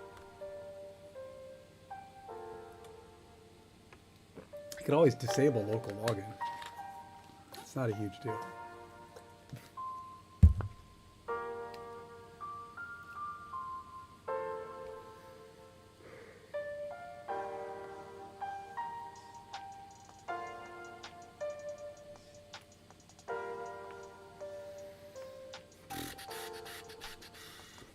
How long am I going? It's only been an hour and 43 minutes on this particular session, but it feels longer.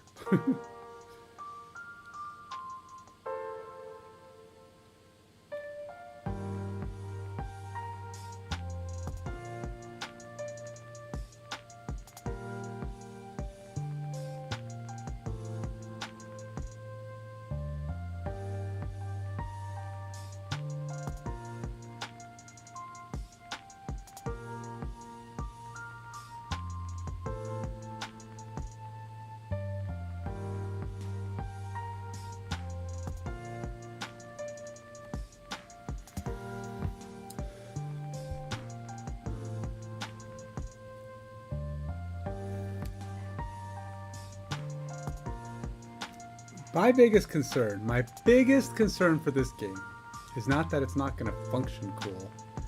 Just don't know if it's going to look cool. I'm trying hard. I don't know I'm going to be a try-hard. But I'm struggling with the whole concept of the graphic stuff. I know I can get basic stuff in place and do some images, but I look at all these apps on these games and I'm like, I don't know how to, it's so over my head. I'm not artistic. I don't know how to visualize and create graphical stuff. I'm just going to keep plugging stuff in until everything works, and then it's just going to be continuing to figure out how to make it look good. So each day, each time I do something, it's going to hopefully move it towards one step closer to a fully functional app. But yeah, I'm not sure. I'm going to definitely need help with that piece at some point, I think. User account service.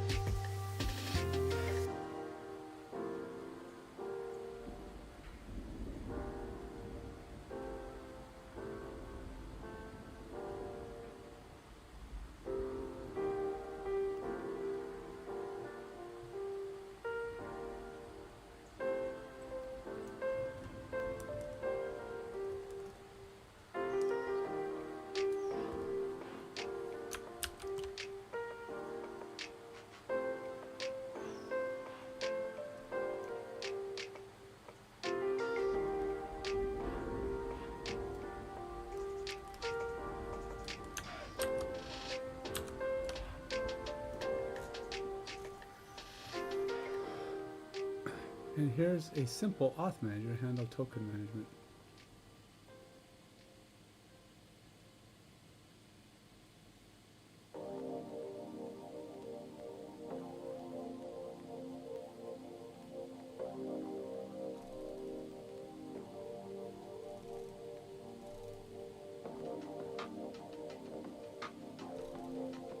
To complete the fact, here's how the API handler should be structured for consistency.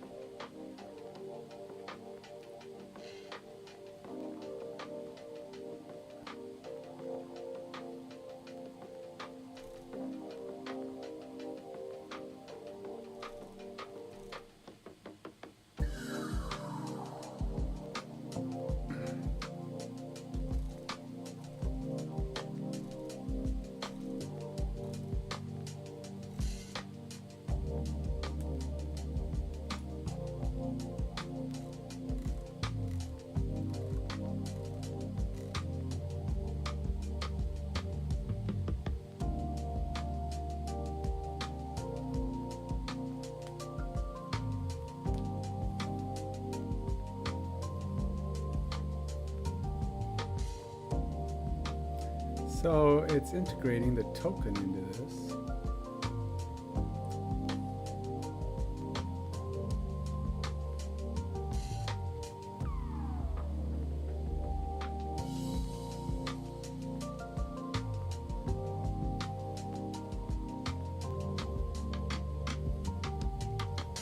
Well, as long as it works the same, that's kind of my concern. As long as it does the same kind of thing. I'm not even sure why there's a... Oh, it's got an override.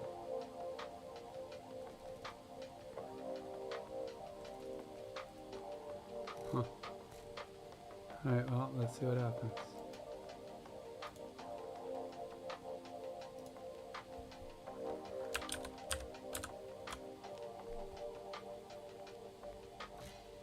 What is this thing? It's a simple auth manager to handle token management.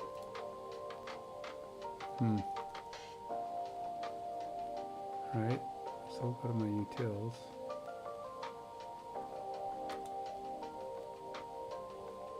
Add new item, folder.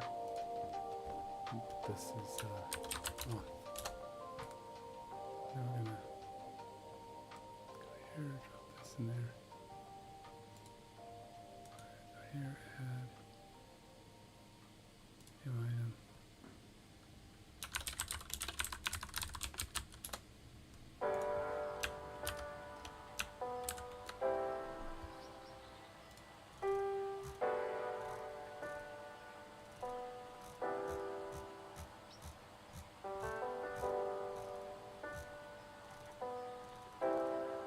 For completing this, here's a simple server config class. What?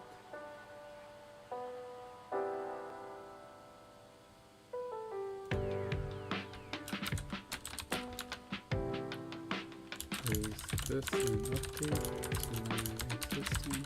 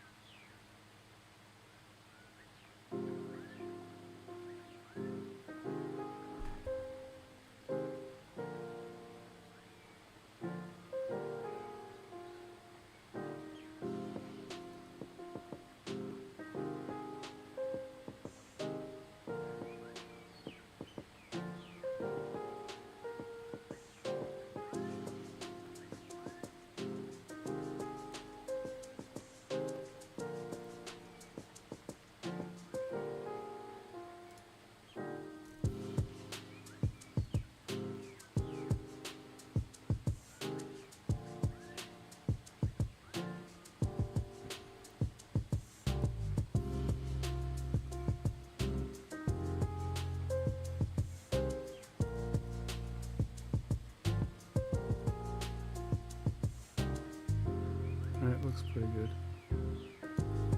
Doesn't look like it should be too big of a problem.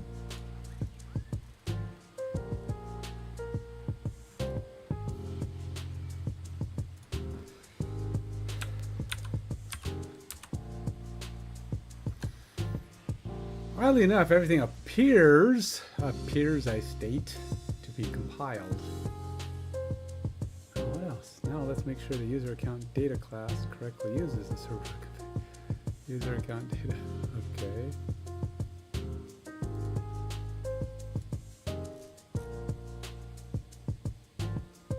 Oh, it's another one of those.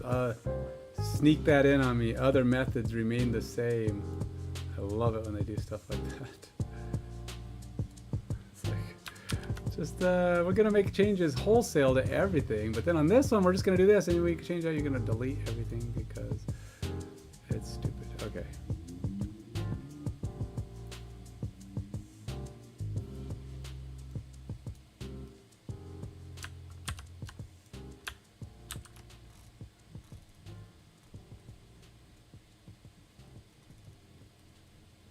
So we have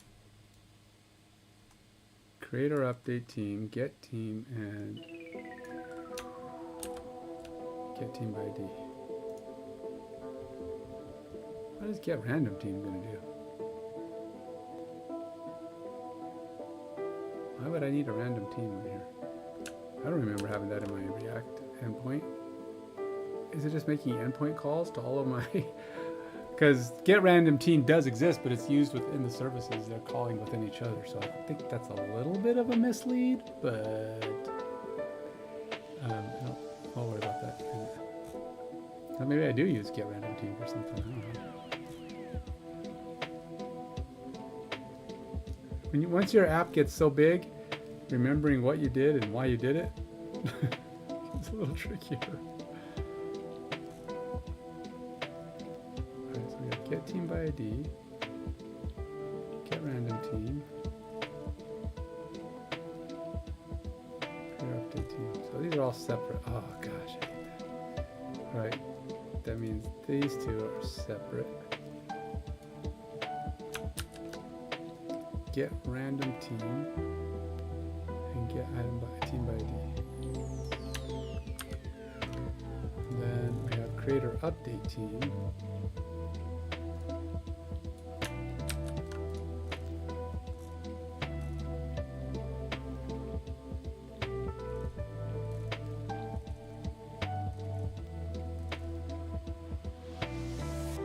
Hey, it didn't even give me those ones in the same order. Sheesh.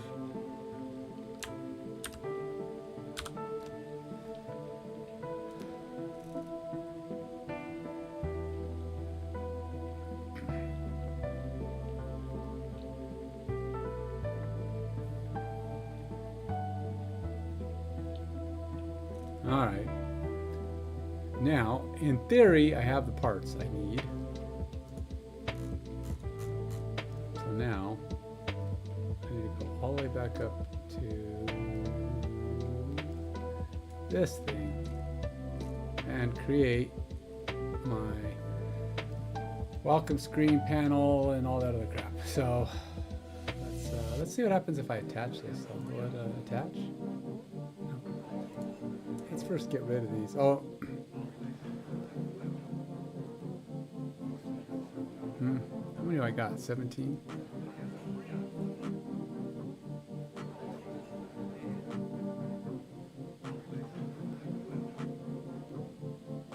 Oops.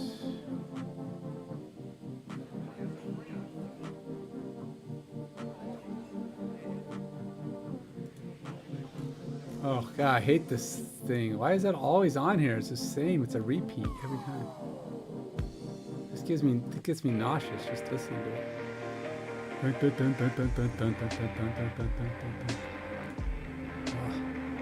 thought I changed it. I thought I picked a different one, but it's like, it's really not. It's just giving you the same one.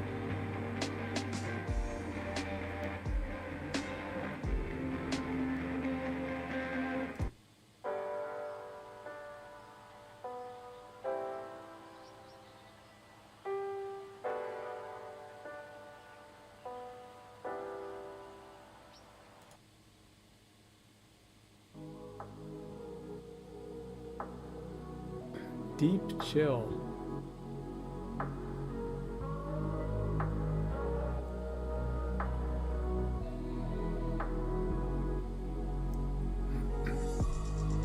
So if you were in space, notice how this thing's like floating. Is it really that much effort? It's probably that little effort, huh? When you're using it, you just kind of sits up and it just does, you just have to control it and you can just tap on it. But you wonder if you tap on it, if it would just be flopping. There's no gravity, so it's not like falling, but you know, you'd have to keep pushing it back against your hand. You're listening to me going, what?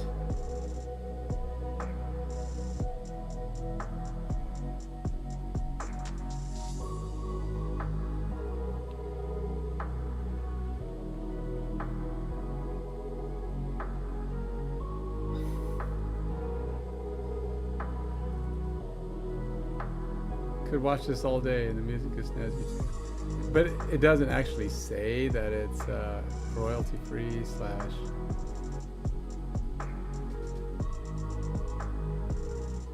some songs we use Suno AI.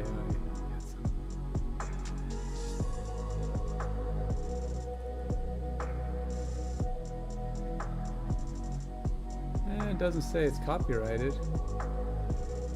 It does say chill guide. Rights reserved.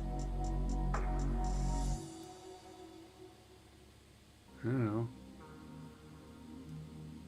Well, if this particular stream gets blanked or blocked or slapped in the face, you'll know why. Because I was trying to use music from online.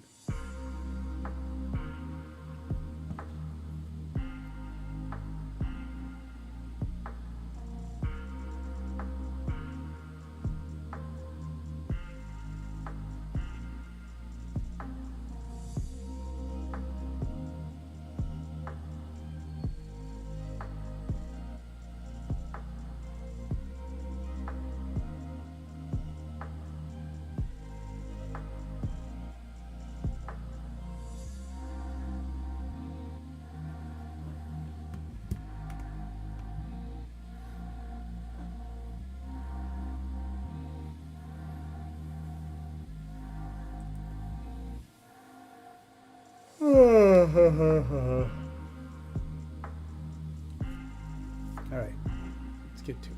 Let's go do my prefabbing.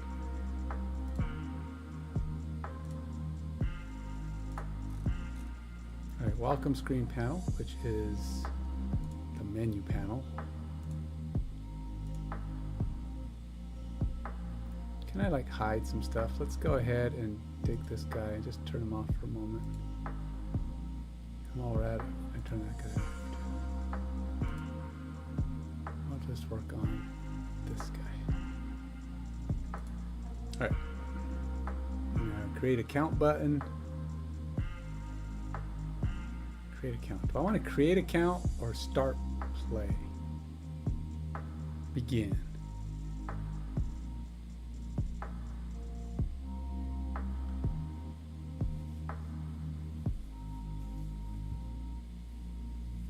I'm really trying to figure out.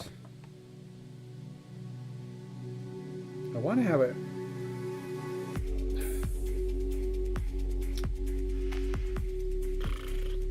How do gacha games do it? I'm really trying to come up with a good what works in the world. What do people do? For that home screen, like the one I saw has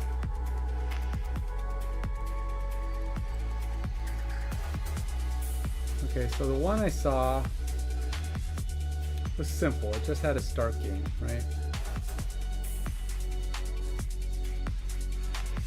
Let's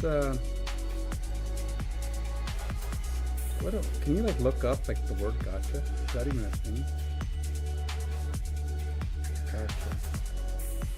Gotcha life. Summoner Wars, Epic 7 Origin, AFK Journey. Some of these I already have installed because I'm sponsored. Gotcha Life 2, Gotcha Club, Storica, Gotcha RPG, Gotcha Story, Arc Knights, Brown Dust 2, Adventure RPG.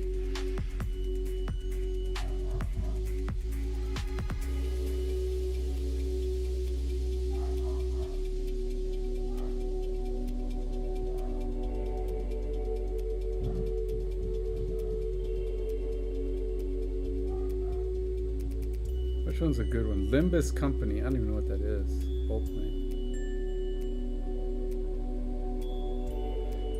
The thing is, I just want to see the startup because ultimately a lot of these are going to be impossible. You can't even start the process of playing these games.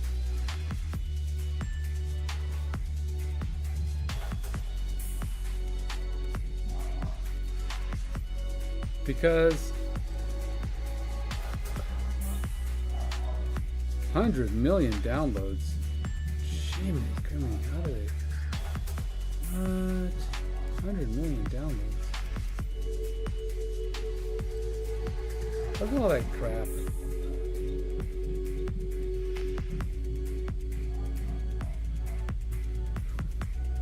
It's ugly.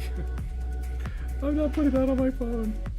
Well, I mean, it's just to see the startup screen. I have to actually install these things. Alright, so Raid Shadow Legends. I've never installed this. It's supposed to be, it must be okay, right? It's got 50 million downloads. I'm going to install it. I just want to see how they start up their process. You know what? What's the first thing you see in Raid Shadow Legends when it starts? It's only 129 megs. That shouldn't take very long, right?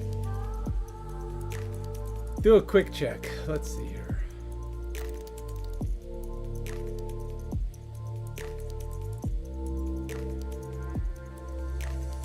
Oh yeah, it's already installed.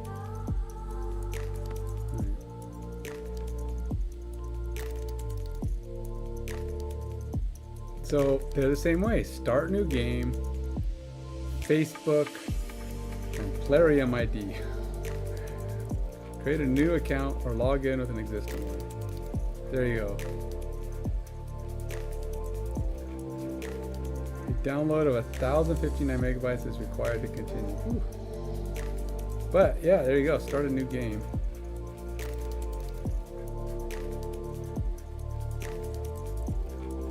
So start a new game. What does that mean? It means it doesn't have a. What if? So they just allow you to go straight into the game.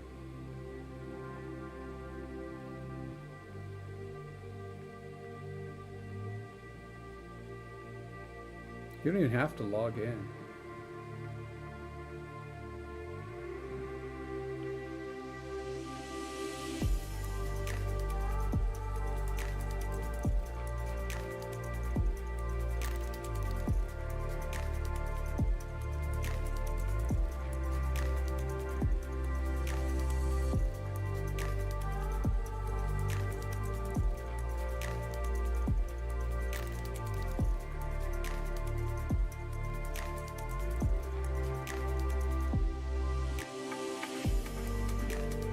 So, what? Oh, is it actually playing?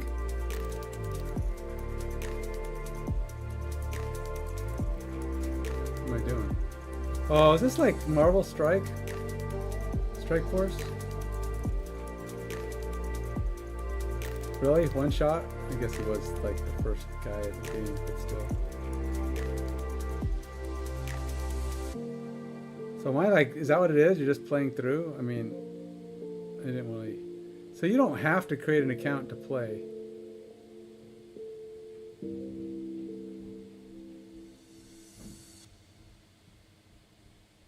Huh. Alright, well, okay. So that one lets you create an account to start, but that one lets you create an account, but you don't have to. Trying to decide if oh, thanks, babe. I'll come upstairs. I'm going to take a break here. I will be back a little bit later to finish the next wave of what the heck I'm doing.